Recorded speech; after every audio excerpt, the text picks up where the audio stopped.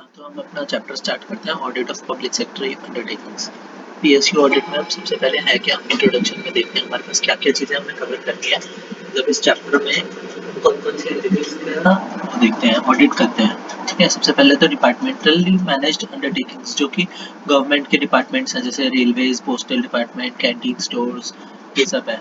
फिर government companies और deemed government companies जैसे एमटीएनएल, गेल, और corporation setup under specific acts like LIC, UTI.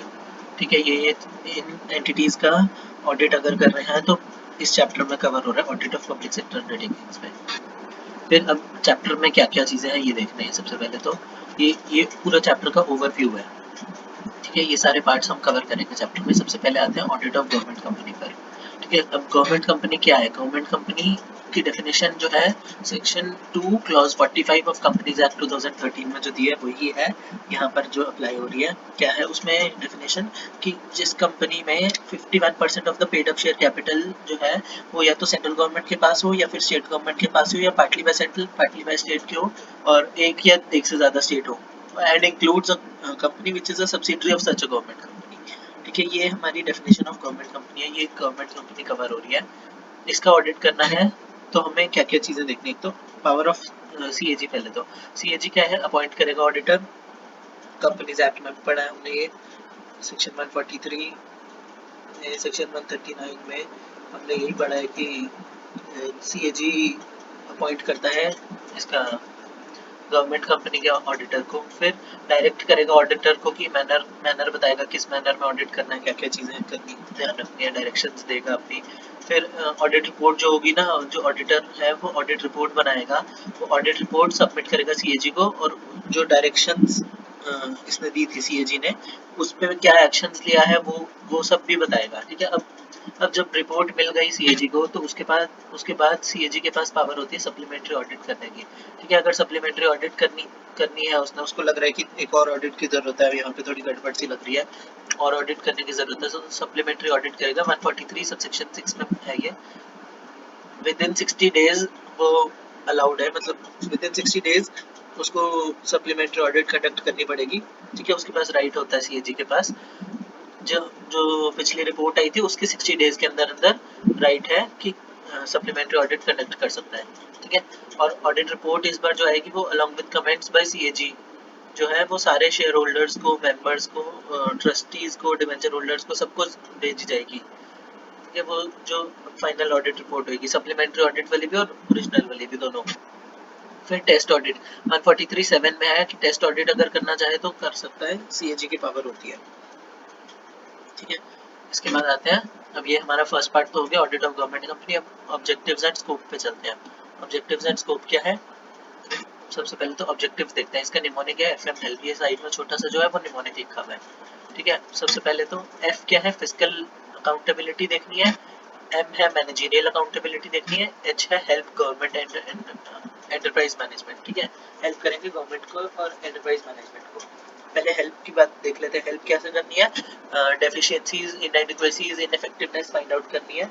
ठीक है, ये सब चीज़ें फाइंड आउट करेंगे तो हमारे हेल्प हो जाएगी गवर्नमेंट को, कि उनको बताएंगे कि क्या क्या चीज़ें हैं, कॉजेज को एनालाइज करेंगे, एक्सेप्टेबल स्टैंडर्ड से क्या शॉर्टफॉल हो रही है, वो सब चीज़ें देखेंगे।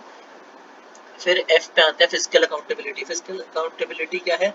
इसके अंदर क्या क्या चीज़ें कवर हो जाती हैं? फंड्स होते हैं, सैंक्शंस कवर हो जाते हैं, कंप्लायंसेस, प्रोप्राइटी, ये सब चीज़ें इसके अंदर कवर हो जाती हैं।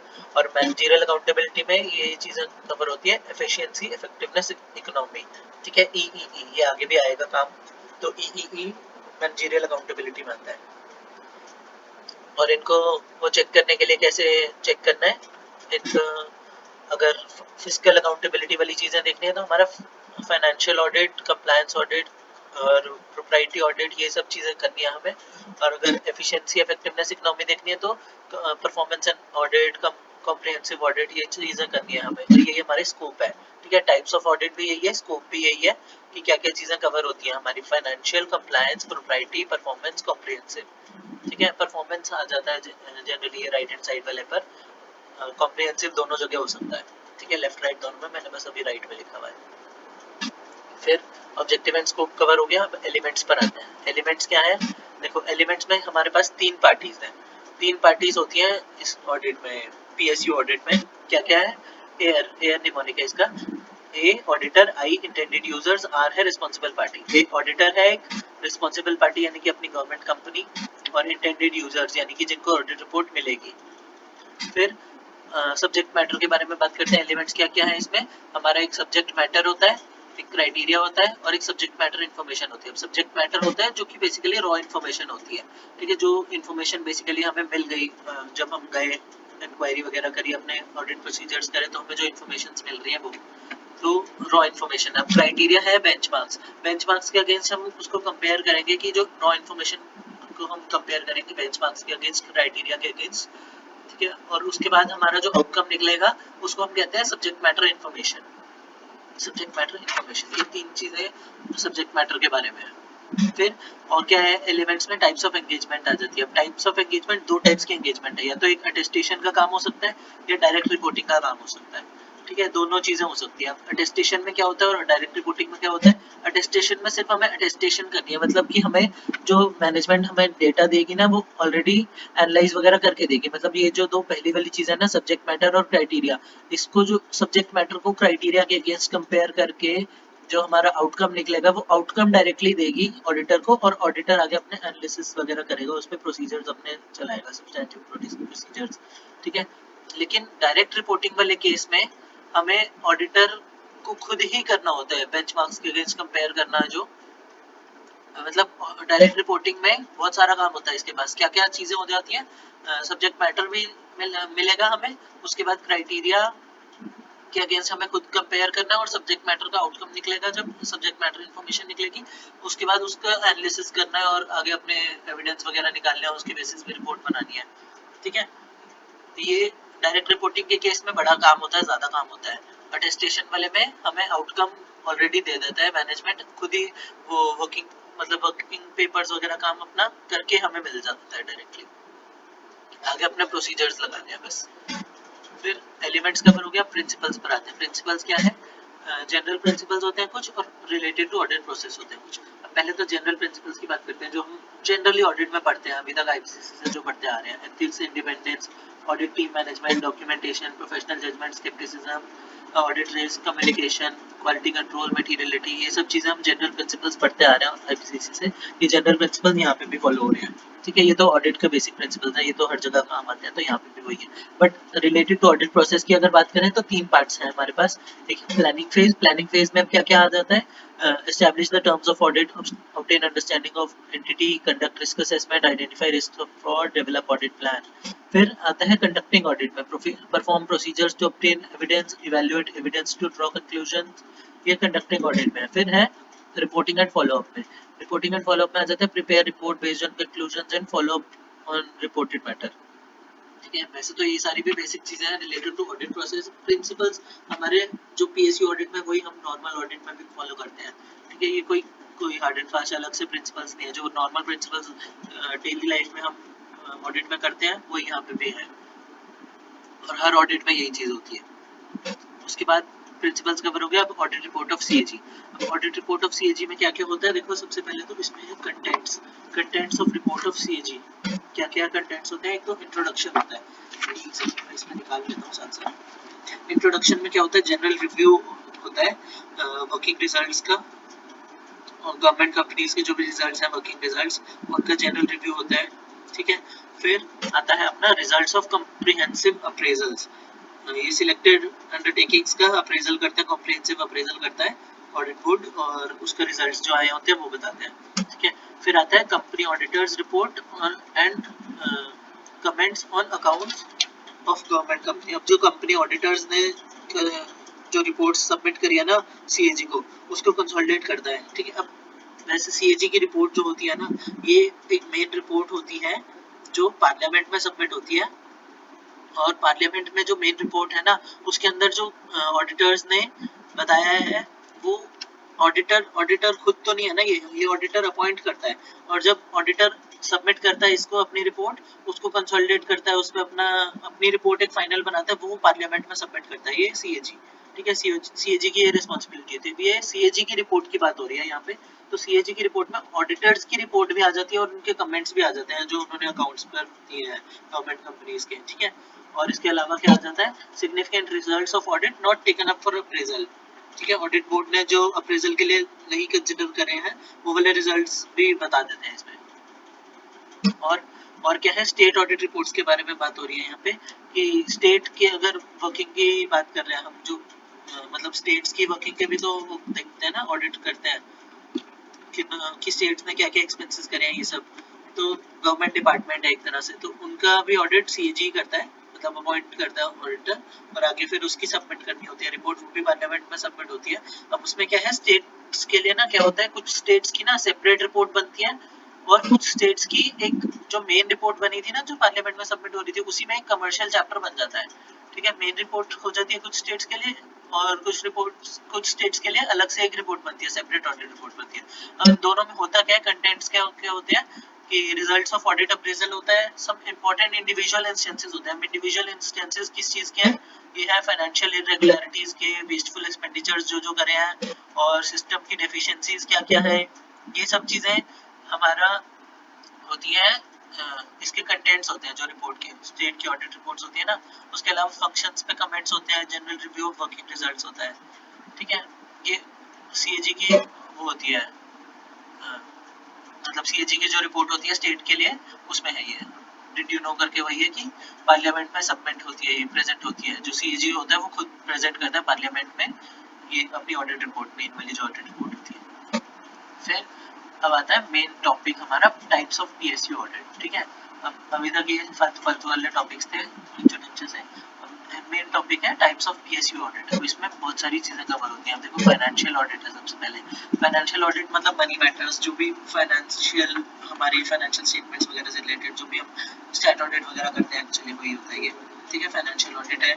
उसके अलावा हमारे पास आ जाता है कंप्लायंस ऑडिट। कंप्लायंस ऑडिट में हम क्या देखते हैं, कंप्लायंसेस हो रहे हैं रेगुलेटरी बॉडीज के अकॉर्डिंगली, जो अथॉरिटीज ने सब प्रिस्क्राइब करे हुए हैं चीजें, वो सब कंप्लायंसेस हम फॉलो कर रहे हैं कि नहीं।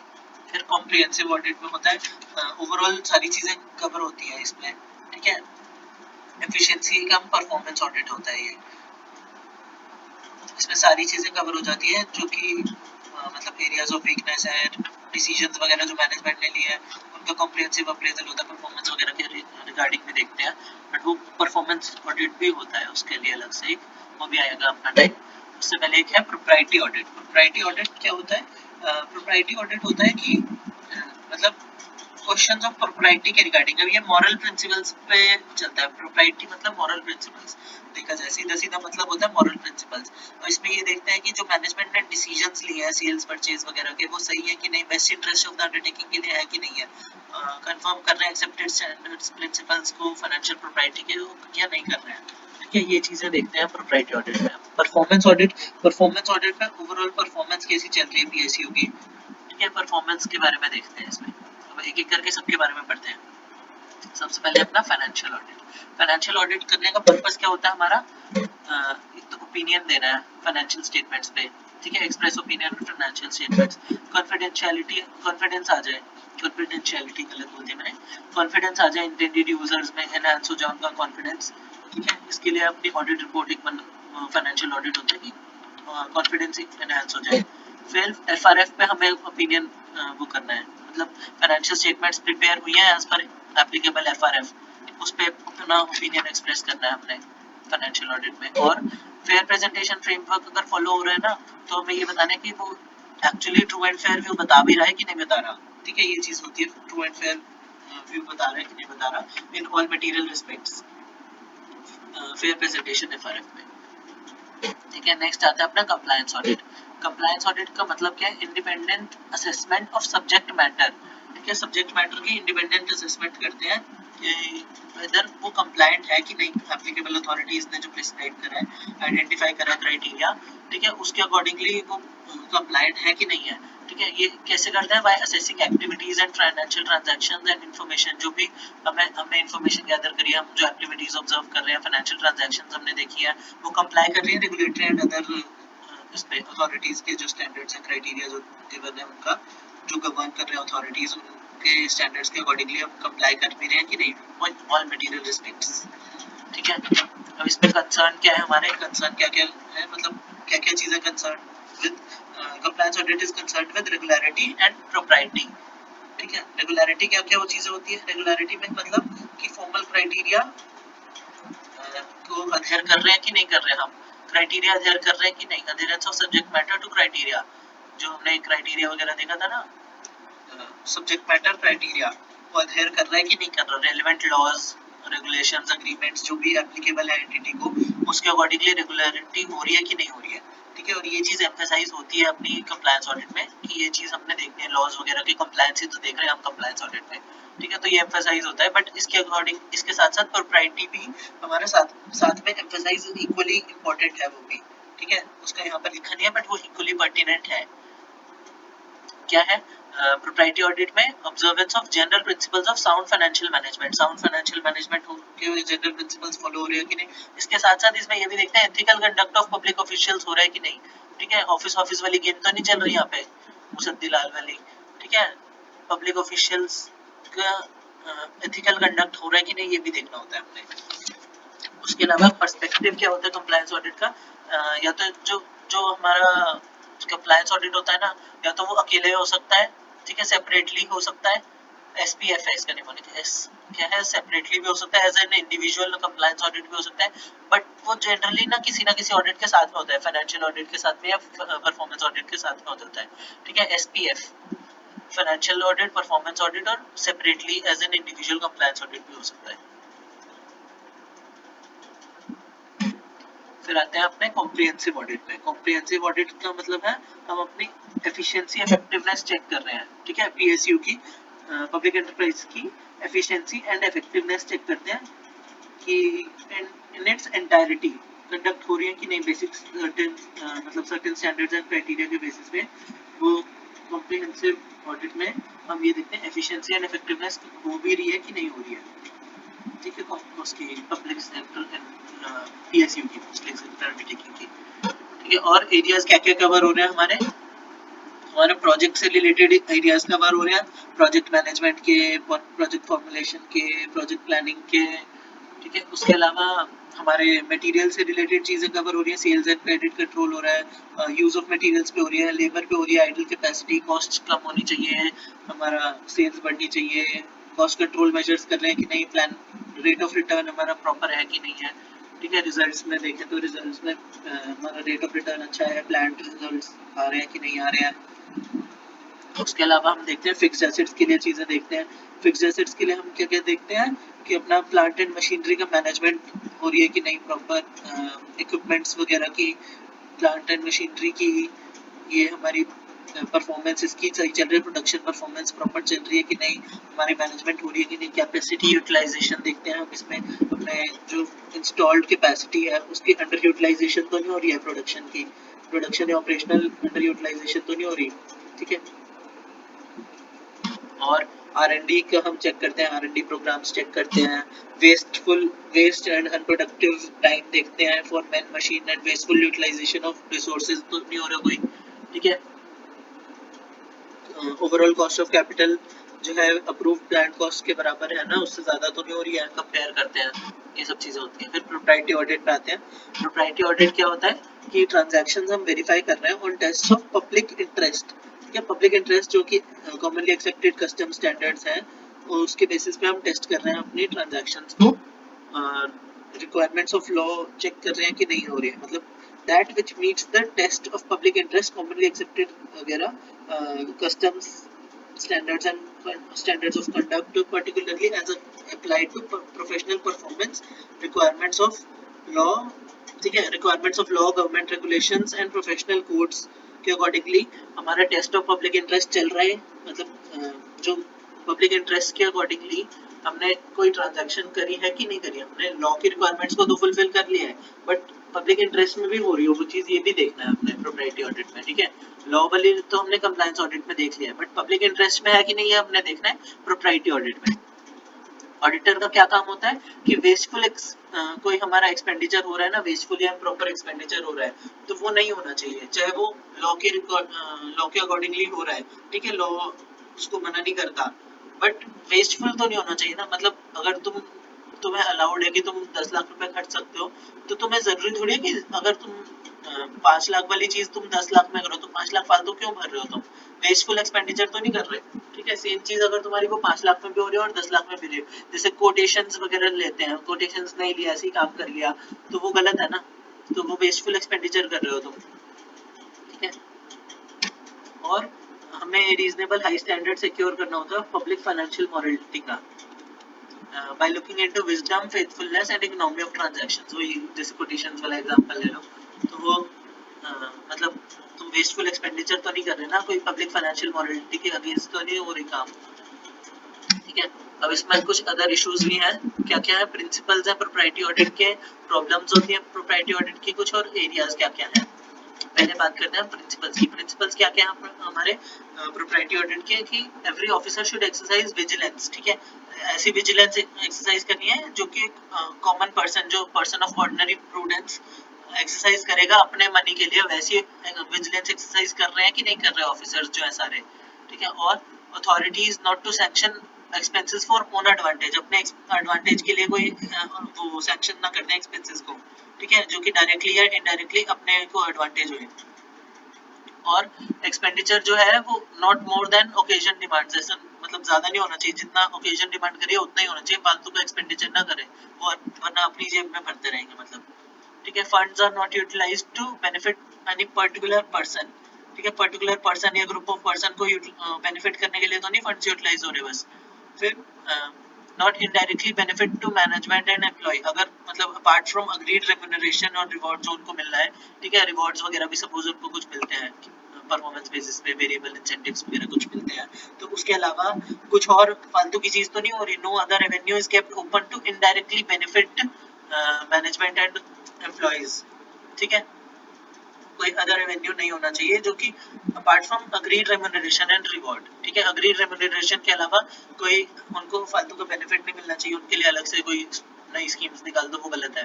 ठीक है, अलाउंसेस जो होते हैं जो उनको मिल रहे हैं वो भी अग्रीड रेम्यूनरेशन में जो है उतना तो चलो जायज है। उसके अलावा कुछ उनको अलाउंसेस एक तरह से वो नहीं होना चाहिए कि उनको सोर्स ऑफ प्रॉफिट बन जाए उनके लिए। ठीक है, किसी भी रेसिपिएंट के लिए अब यहाँ पे देखा जाए तो अग्रीड रेम्यूनरेशन, जैसे अगर कोई डेली अलाउंस है आउट स्टेशन वर्क के लिए, तो वो डेली अलाउंस कुछ लिमिट में होना चाहिए। वो अगर एक अलाउंस मिल रहा है तो दूसरा, जैसे अगर डेली अलाउंस है तो कन्वेंस अलाउंस नहीं मिलेगा, ये चीज वो ध्यान रखो, ऐसी चीज होनी चाहिए। ठीक है, प्रिंसिपल्स ये है, मतलब प्रॉपर किसी को फालतू का बेनिफिट प्रॉफिट ना मिलता रहे। फिर इसके अलावा हमारे पास है प्रॉब्लम्स है कुछ। अब प्रॉब्लम्स क्या है कि प्रोप्राइटी जो होती है ना, ये मॉरल टर्म है एक। ठीक है, मॉरल वर्ड है, ये मॉरल टर्म है, और इसको कॉन्सेप्ट ऑफ मोरालिटी जो है मतलब accepted by the society at a given time, वो रेफरेंस के बेसिस पे हम देखते हैं, रेफरेंस के बेसिस पे हम अंडरस्टूड कर सकते हैं मोरालिटी को। अगर आज की डेट में कोई मतलब चीज मॉरल है तो हो सकता है वो 4 साल पहले नहीं थी, आज लेकिन आज वो चीज करना मॉरल है, तो वो morality time to time change हो जाती है। तो प्रोप्राइटी का कुछ फिक्स्ड वो नहीं है, मतलब फिक्स स्टैंडर्ड्स नहीं बना सकते हम इसके। ठीक है, और हमें इसमें वो होता है कि वेरीफाइबल प्रोपोजिशंस, जो हमारे प्रोपोजिशंस होते हैं ऑडिट के, प्रोपोजिशंस असर्शंस होते हैं। ठीक है, तो वो हमारे को वैसे तो असर्शंस को ही वेरीफाई करना होता है ना उसमें, अपने नॉर्मल ऑडिट में, लेकिन अब यहाँ पे कोई असर्शंस नहीं बन पाती अपनी प्रोप्राइटी ऑडिट की। ठीक है, असर्शंस प्रॉपर बन ही नहीं पाती, मैनेजमेंट असर्शंस कुछ है ही नहीं, तो उनकी एस्टेब्लिशमेंट इज वेरी डिफिकल्ट है। तो उस वजह से यहाँ पे प्रॉब्लम होती है थोड़ी, और इसमें सब्जेक्टिविटी होती है। ठीक है, इनहेरेंट एलिमेंट होता है सब्जेक्टिविटी का, it has an inherent element of subjectivity propriety audit में। और सीएजी के कुछ नॉर्म्स, अगर कुछ सीएजी ने बनाए हैं norms for propriety for expenditure, वो हो सकता है अप्लाई ना कर रहे हो कुछ ट्रांजैक्शंस पे। ठीक है, कुछ ट्रांजैक्शंस पे अप्लाई कर रहे हो, कुछ ट्रांजैक्शंस पे अप्लाई नहीं कर पा रहे, तो उस केस में सब्जेक्टिविटी आ जाएगी ना वहाँ पे भी, तो वो चेक नहीं कर पाएंगे ऑडिटर की सही हो रहा है कि नहीं। अगर नॉर्म्स को कंप्लाई नहीं कर पा रहे तो पता कैसे चलेगा। ठीक है, और मान लो अगर कुछ होता है, अगर मान लो ऐसी चीज हो रही है, तो मैनेजमेंट को क्या करना चाहिए, मैनेजमेंट को फॉर्मुलेट कर देना चाहिए अपने नॉर्म्स। ठीक है, मैनेजमेंट अपने नॉर्म्स बनाए प्रोप्राइटी के लिए, एंटिटी के लिए, एलिमेंट ऑफ सब्जेक्टिविटी उससे क्या होगा, कम हो जाएगा, सब्जेक्टिविटी विल गेट रिड्यूस्ड। और हमारा मतलब जजमेंट जो होती है ऑडिटर की, मतलब ऐसे होने चाहिए कि सब्जेक्टिविटी ना कम से कम हो। ठीक है, should not be subjective as far as possible, judgement of auditor. ठीक है, इसमें प्रोप्राइटरी ऑडिट के एरियाज, अब एरियाज क्या क्या इसमें कवर हो रहे हैं, कुछ एरियाज हमारे कंपनीज एक्ट में कवर होते हैं, कुछ एरियाज हमारे कारों में कवर हो रहे हैं। कंपनीज एक्ट में क्या क्या प्रोप्राइटरी ऑडिट की चीजें कवर हो रही है पहले तो वो देखते हैं। सेक्शन 143(1) में हमारे इंक्वायरी है ना, लोन्स एंड एडवांसेस के लिए, मतलब एग्जांपल है इसका लोन्स एंड एडवांसेस, जैसे 143(1) में होते हैं ना अपना ABCDEF वाले, ए से एडवांसेस, बी से बुक एंट्री, सी से कंपनी इन्वेस्टमेंट कंपनी वगैरह, सबने पढ़ा हुआ है नीरज अरोड़ा से, ठीक है। 143(1) के ABCDEF होता है, F से फॉर कैश, ठीक है। ये सारी चीजें हमारे प्रोप्राइटरी ऑडिट का पार्ट हो सकती है। इसके अलावा टेस्ट ऑडिट भी हमारा प्रोप्राइटरी ऑडिट का पार्ट है 143(6) और 7 में। 148 का कॉस्ट ऑडिट भी हमारा प्रोप्राइटरी ऑडिट का पार्ट हो जाता है, इसका एरिया है, ठीक है। और शेड्यूल 3 में कुछ अगर एडिशनल इन्फॉर्मेशन मांगी हुई है वो भी हमारा प्रोप्राइटरी ऑडिट का पार्ट है, ठीक है। अब कारों में आते हैं, कारों में क्या क्या चीजें कवर है, कारों के कुछ क्लॉजेस लिखूंगा यहाँ पे, कारों के कुछ क्लॉजेस है यहाँ पे, तो उसमें कारों के क्लॉजेस के अकॉर्डिंगली बात हो रही है यहाँ पे कि क्या क्या चीजें कवर हो रही है। उसमें एक्ट के सेक्शंस थे, कारों के क्लॉजेस है, क्या क्या क्लॉज 3 है, लोन टू सेक्शन 189 पार्टीज। अब 189 में हमने कंपनी लॉ में पढ़ा ही है, लॉ वाले सब्जेक्ट में, कि 189 में 184 और 188 वाली दोनों चीजें आती हैं। 189 में रजिस्टर बनाते हैं ना, 184 और 188 दोनों के लिए, ठीक है। तो वो वाली दोनों पार्टीज को हमारा कोई लोन हो रहा है तो वो चीजें प्रोप्राइटरी ऑडिट में कवर करनी है। ये PSU के रिगार्डिंग बात हो रही है यहाँ पे, बस नॉर्मल किसी कंपनी के लिए नहीं बात हो रही है, बस PSU के लिए ध्यान रखना है। ये प्रोप्राइटरी ऑडिट की चीज जो है PSU की है, और 189 वाली पार्टीज प्रोप्राइटरी ऑडिट में कवर हो रही है PSU के लिए। उसके अलावा लोन्स, इन्वेस्टमेंट गारंटी, सिक्योरिटी, कुछ सेक्शन 185 186 में जो है उसके अकॉर्डिंगली। और क्लॉज 6 है अपना कॉस्ट रिकॉर्ड्स का, क्लॉज 7 है स्टैम्प ड्यूज का, क्लॉज 8 है रीपेमेंट ऑफ ड्यूज का, क्लॉज 9 है end use of money raise, clause 10 है फ्रॉड का, क्लॉज 11 है मैनेजरियल रेम्युनरेशन का, क्लॉज 12 है निधि कंपनी का, क्लॉज 14 है प्रेफरेंशियल अलॉटमेंट, क्लॉज 15 है नॉन कैश ट्रांजैक्शंस। ये सारे हमारे एरियाज ऑफ प्रोप्राइटरी ऑडिट ही हैं, ठीक है, जो इन सब चीजों में कवर हो रहे हैं कारों में और कंपनीज एक्ट में, ठीक है। अब इसके बाद आते हैं अपने परफॉर्मेंस ऑडिट पे। अब परफॉर्मेंस ऑडिट है जो थोड़ा सा बड़ा है ये, ठीक है। इसमें क्या क्या है पहले तो मीनिंग देख लेते हैं इसका। मीनिंग क्या है, objective and systematic evidence of examination of evidence, ठीक है। एविडेंस का ऑब्जेक्टिव एंड सिस्टमैटिक एग्जामिनेशन करना है।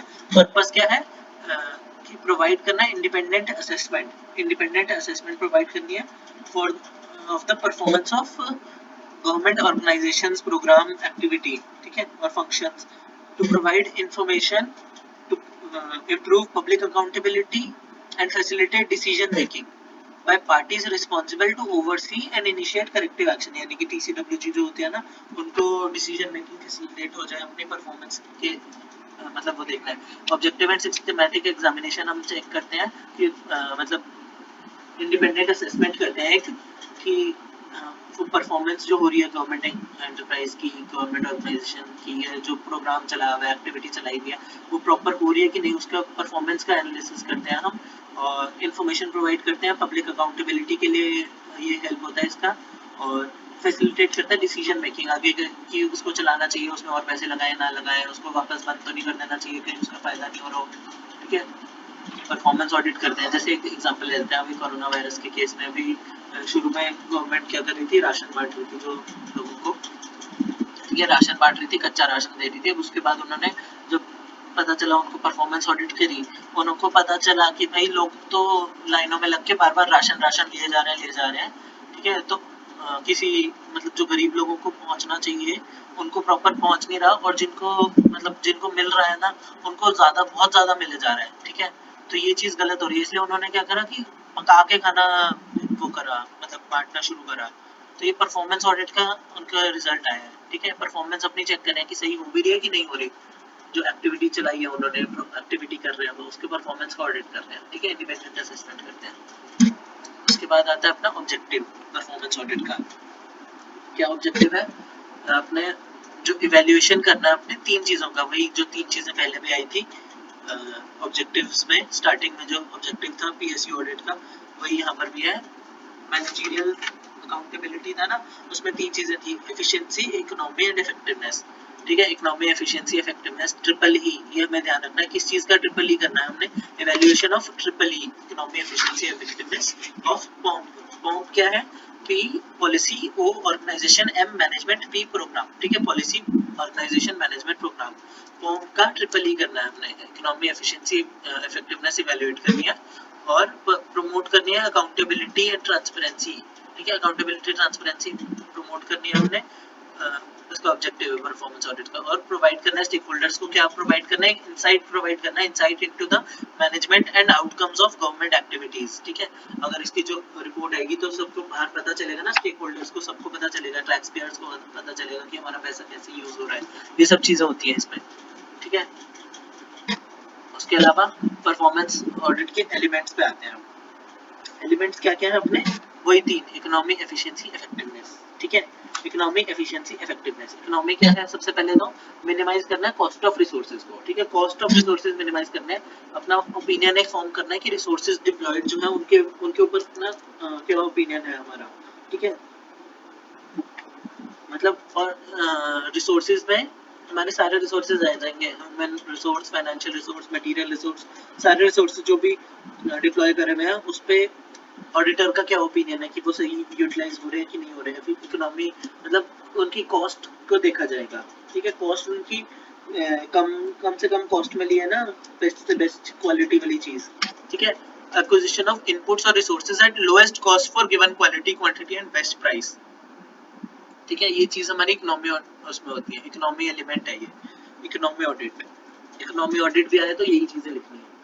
ठीक है, एफिशिएंसी ऑडिट है तो एफिशिएंसी के बारे में लिखना है, इफेक्टिवनेस ऑडिट है तो इफेक्टिवनेस के बारे में लिखना है, जो भी आएगा यहाँ पे। एफिशिएंसी ऑडिट में क्या है, इनपुट आउटपुट रेशियो होती है। एफिशिएंसी का वो है कीवर्ड है इनपुट आउटपुट रेशियो। ठीक है, गिवन इनपुट के लिए गिवन इनपुट से हम कितना मैक्सिमम आउटपुट निकाल सकते हैं, या फिर गिवन आउटपुट के लिए हम कम से कम इनपुट लगाएं। ठीक है, minimum input for given output या फिर maximum output from given input. ठीक है, ये इनपुट आउटपुट रेशियो वाली चीज एफिशिएंसी में आ जाती है। और इसमें क्या क्या एस्पेक्ट्स कवर हो रहे हैं अपने, साउंड प्रोक्योरमेंट प्रैक्टिसेस फॉलो हो रही है कि नहीं, रिसोर्सेज प्रोटेक्ट हो रहे हैं कि नहीं, एफिशिएंटली यूज हो रहे हैं कि नहीं, और optimum amount of resources use हो रहे हैं कि नहीं, मतलब ज्यादा तो नहीं हो रहे, कम तो नहीं हो रहे, मतलब ऑप्टिमम होना चाहिए। ठीक है, और objectives of programmes met effectively. ठीक है, ऑब्जेक्टिव्स इफेक्टिवली मेट हो रहे हैं कि नहीं, एफिशिएंट ऑपरेटिंग प्रोसीजर्स यूज हो रहे हैं कि नहीं, ये सब चीजें हमें देखनी है एफिशिएंसी ऑडिट में। ठीक है, एफिशिएंट ऑपरेटिंग प्रोसीजर्स। इसके अलावा और भी लिस्ट है, यहाँ पे ज्यादा जगह नहीं दी तो इसलिए छोटी चीजें, मतलब सारी चीजें कवर नहीं करी है, एग्जांपल्स एक बार बुक से पढ़ लेना। फिर इफेक्टिवनेस पे आते हैं। इफेक्टिवनेस ऑडिट में क्या है, अचीविंग ऑब्जेक्टिव्स ऑफ ऑर्गेनाइजेशन और एक्टिविटी। ऑर्गेनाइजेशन या एक्टिविटी जो भी हम कर रहे हैं उसका ऑब्जेक्टिव अचीव हो रहा है कि नहीं हो रहा। ठीक है, इंटेंडेड इम्पैक्ट जो था, एक्चुअल इम्पैक्ट जो है उसका कंपैरिजन देखते हैं। Relationship between intended impact and actual impact of activity. ठीक है, इसका कीवर्ड ये है, intended impact and actual impact, तीनों में अपने अपने कलर से कीवर्ड्स मार्क कर दिए हैं, cost of resources, input output ratio और इंटेंडेड एंड एक्चुअल इम्पैक्ट। ठीक है, उसमें अब इफेक्टिवनेस ऑडिट में क्या क्या एस्पेक्ट्स कवर हो रहे हैं कि whether objectives and means provided are proper, suitable और रेलेवेंट। ठीक है, आइडेंटिफाई करना फैक्टर्स इनहिबिटिंग गोल फुलफिलमेंट और assess effectiveness of programmes and और individual components, assess compliance with laws regulations. Effectiveness में ये सब चीजें आती हैं, इसके अलावा और भी हैं, identify ways of making programmes more effectively. ठीक है, और चीजें भी आती हैं, एग्जांपल्स पढ़ लेना। फिर आते हैं हम परफॉर्मेंस ऑडिट में अपना, अब आता है planning, planning for performance audit. ठीक है, ये प्रोसेस है लंबा है, इसका बड़ा क्वेश्चन भी आ सकता है एक। ठीक है, या फिर सिंगल किसी पार्ट का भी आ सकता है। फर्स्ट करके बुक में जो स्कैनर है अपना, उसमें लास्ट क्वेश्चन है ये वाला, बड़ा क्वेश्चन है प्रॉपर पूरा, उसमें पूरा प्रोसेस है। ठीक है, लेकिन आप एक एक करके पढ़ेंगे। अंडरस्टैंडिंग द एंटिटी प्रोग्राम, सबसे पहला चीज है अंडरस्टैंडिंग द एंटिटी। ठीक है, अंडरस्टैंडिंग द एंटिटी मतलब ये स्टार्टिंग पॉइंट है, इसमें आप कैसे अंडरस्टैंडिंग करनी है इसके बारे में देखते हैं पहले। अंडरस्टैंडिंग एंटिटी पे चलते हैं। इसमें सोर्सेज क्या है अपने, अब अंडरस्टैंड अगर हम कर लेना एंटिटी को तो इसका निमोनिक साथ के साथ कर लो, पल में हम ईपीएस निकाल लेंगे, मतलब हमें ईपीएस निकालने के लिए हमने क्या करना है, अंडरस्टैंड करना है पहले एंटिटी को। ठीक है, हम एक पल में ईपीएस निकाल सकते हैं। पल में ईपीएस क्या है, सबसे पहले तो डॉक्यूमेंट्स ऑफ एंटिटी देखते हैं हम, सोर्सेज क्या क्या है, अंडरस्टैंड कैसे करेंगे एंटिटी को। ठीक है। डॉक्यूमेंट्स ऑफ एंटिटी, वेबसाइट्स हैं, एनुअल रिपोर्ट्स हैं, बजट्स हैं, मिनट्स ऑफ मीटिंग्स हैं, ठीक है, ये हमारा डॉक्यूमेंट्स ऑफ एंटिटी बनेगा। फिर लेजिस्लेटिव डॉक्यूमेंट्स जो कि कुछ पार्लियामेंट ने इशू करे होंगे, पार्लियामेंट के मतलब पार्लियामेंट का मतलब है एमपी वगैरह ने कोई लेटर्स दिए हुए हैं या कोई लेजिस्लेशन है, पार्लियामेंट्री क्वेश्चंस एंड डिबेट्स हैं, ठीक है। पब्लिक अकाउंट्स कमेटी ने कुछ काम करा है, उसकी रिपोर्ट्स हैं, या कमेटी ऑफ पब्लिक अंडरटेकिंग्स की कमेटी की रिपोर्ट्स हैं, ठीक है।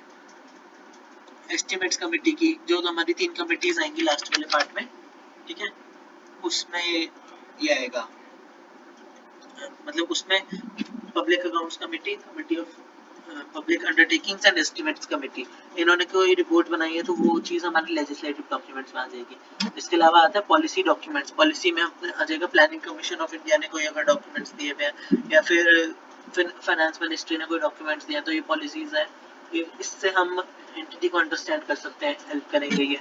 फिर एकेडमिक रिसर्च करी हो या कोई स्पेशल रिसर्च करी हो, एकेडमिक जैसे डीयू ने, आईआईटी किसी ने भी कोई रिसर्च करी है इस कंपनी पे, अपनी गवर्नमेंट कंपनी पे, ठीक है, तो उसको हम वेरीफाई करें, उससे हम वो कर सकते हैं, अंडरस्टैंड कर सकते हैं, हेल्प कर सकते हैं, हेल्प करेगा वो हमें एंटिटी अंडरस्टैंड करने में। फिर पास्ट ऑडिट्स, फाइनेंशियल ऑडिट हो चाहे परफॉर्मेंस ऑडिट हो, कोई भी पुराने अगर हुए हैं तो उससे हेल्प मिलती है। हम हमेशा अपनी ऑडिट करने से पहले प्रीवियस ईयर की ऑडिट रिपोर्ट देखते हैं ना, तो ये पास्ट ऑडिट भी हमारा हेल्प करती है, ठीक है। उसके अलावा मीडिया की कवरेज, डेली न्यूज़ क्या चल रही है प्रिंट मीडिया में भी और इलेक्ट्रॉनिक मीडिया में भी, सब में क्या जो डेली न्यूज़ वगैरह चल रही है कंपनी के बारे में, क्या ओपिनियन चल रहा है, रेगुलर बेसिस पे सिस्टमैटिक डॉक्यूमेंटेशन अगर कोई हो रही है उनकी तो वो देखते हैं ट्रांसपेरेंट मैनर में।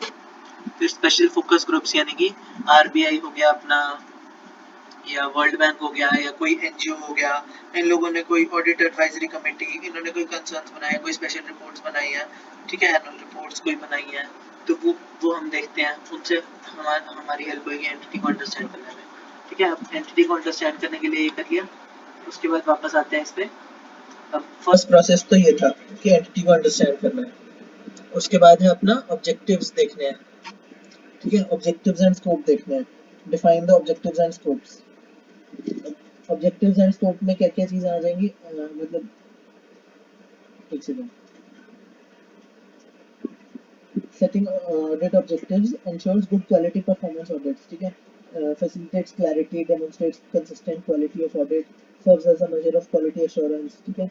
और स्कोप में क्या क्या आएगा, अपना स्कोप में आता है NTE, nature timing and extent वाली चीज, nature timing and extent of audit आ जाता है स्कोप में। और एक और इसमें था, हाँ, स्कोप में हम ये चीज देखते हैं, ये वाले क्वेश्चंस पूछते हैं, what, who, where, which period, ठीक है। व्हाट क्या करना, क्या हमारा ऑडिट का मतलब क्या ऑडिट करना है, हु किसका ऑडिट करना है, वेयर कहाँ पे करना है, विच पीरियड कितने टाइम पीरियड का करना है, ये हमारा स्कोप आ जाता है, ठीक है। उसके बाद आता है नेक्स्ट पार्ट है audit criteria. Audit criteria determine करना है हमने, मतलब क्राइटेरिया क्या होते हैं, स्टैंडर्ड्स होते हैं जो कि हमारे वही जो हमने पहले बेंचमार्क्स बताए थे, जिनके अगेंस्ट हम कंपेयर करेंगे, अपने सब्जेक्ट मैटर को कंपेयर करना है जिसके लिए, उसका हमारा वो करेंगे, क्राइटेरिया हम देखेंगे बेंचमार्क्स अपने जो हैं। और एक्सपेक्टेशंस हैं ये हमारी सिलेक्टिंग मतलब अगर सिलेक्ट करना है क्राइटेरिया को तो हमें क्या क्या चीज़ें करनी है, हमें एक ऐसा क्राइटेरिया चाहिए जो कि रीजनेबल हो, अटेनेबल हो और रेलेवेंट हो, ठीक है। जो भी हम ऑडिट कर रहे हैं जिस भी मैटर की, सब्जेक्ट मैटर की, उससे रेलेवेंट हो, उसका अचीवेबल हो, अटेनेबल हो और रीजनेबल होना चाहिए, ठीक है, ऑडिट क्राइटेरिया।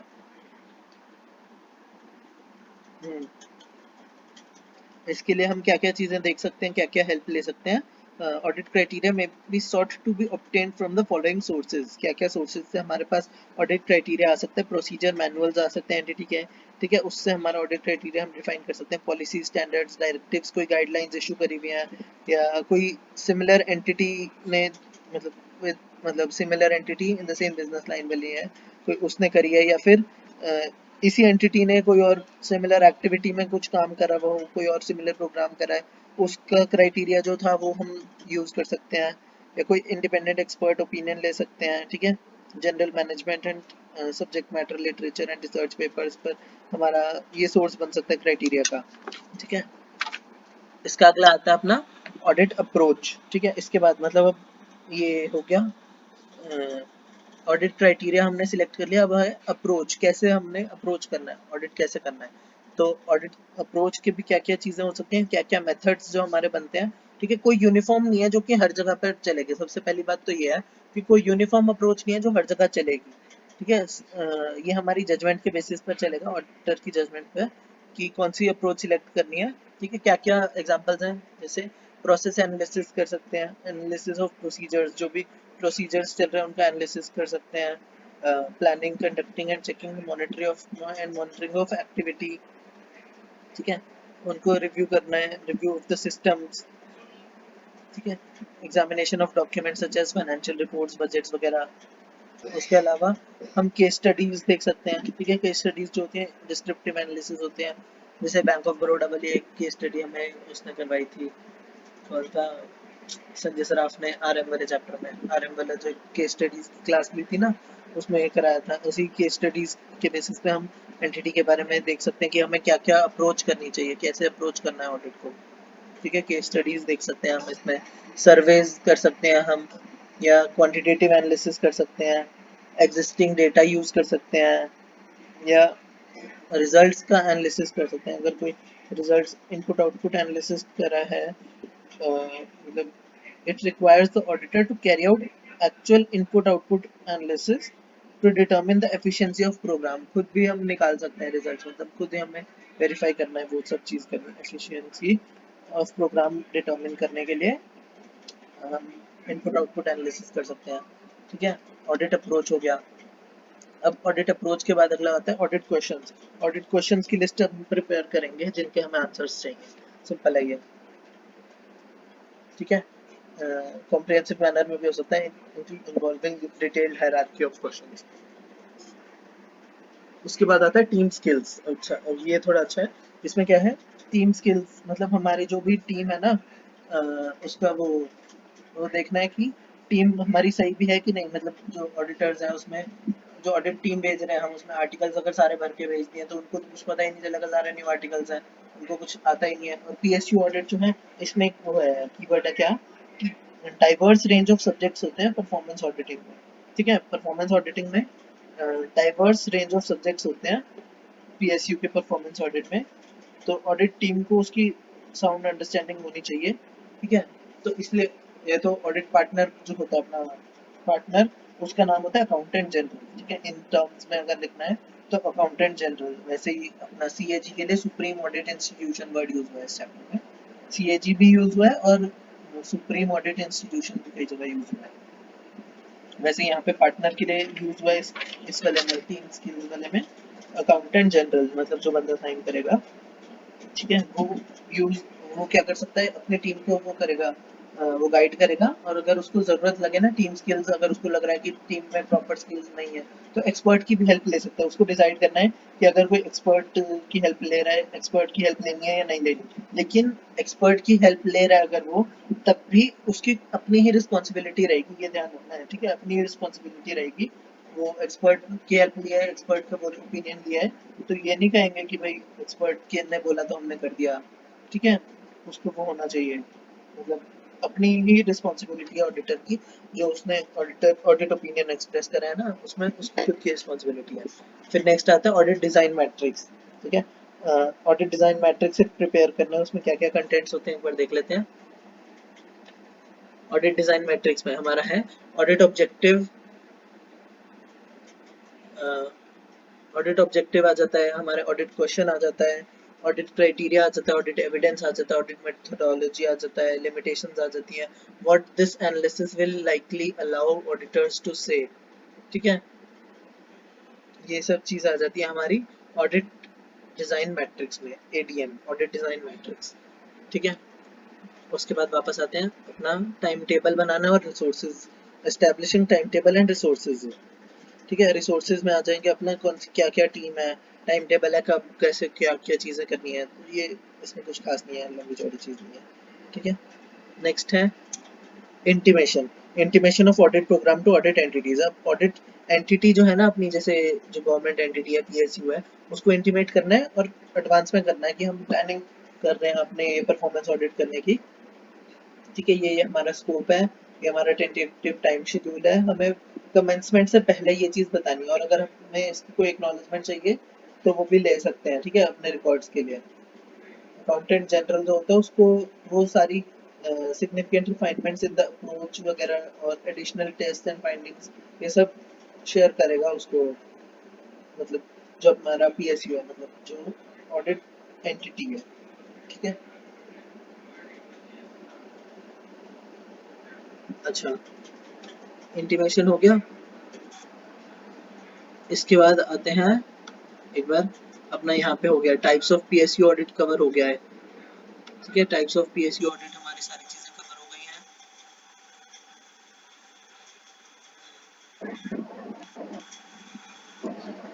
हाँ, नेक्स्ट आ जाता है अपना कमिटीज बचा है। कमिटीज में क्या क्या है, हमारी 3 कमिटीज हैं, public accounts committee, estimates committee and committee on public undertakings. ठीक है, इन तीनों के निमोनिक साइड में लिखे हुए हैं छोटे से। पब्लिक अकाउंट्स कमेटी होती है एपीडीपी। ठीक है, इसके क्या फंक्शंस होते हैं, इसको क्या क्या चेक करना है कि एक्सपेंसेस जो है वो ऑथराइज होना चाहिए। ठीक है, ए है ऑथराइज होने चाहिए एक्सपेंसेस। बी है जो मनी एक्चुअली डिस्पर्स हुआ है वो उसी पर्पस के लिए हुआ है ना जो हम हमारे अकाउंट्स में हमने शो करा हुआ है। ठीक है, ए पी पी है पर्पस, पर्पस के लिए हो रहा है ना, उसी सेम पर्पस के लिए जो अकाउंट्स में शो हो रहा है। फिर और क्या एग्जामिन करना है कि जो रीअप्रोप्रिएशन ऑफ फंड्स होता है, डिस्ट्रीब्यूशन ऑफ फंड्स है, रीअप्रोप्रिएशन का मतलब डिस्ट्रीब्यूशन, डिस्ट्रीब्यूशन ऑफ फंड्स है वो ऑथराइज है कि नहीं है। ठीक है, ये चेक करना है। As provided in the accounts, जो प्रोवाइड करा हुआ है अकाउंट्स में वही ऑथराइज हुआ होगा, तो वो ठीक है, जो प्रोविजन बना हुआ है उसके अकॉर्डिंगली डिसबर्समेंट हो रही है कि नहीं।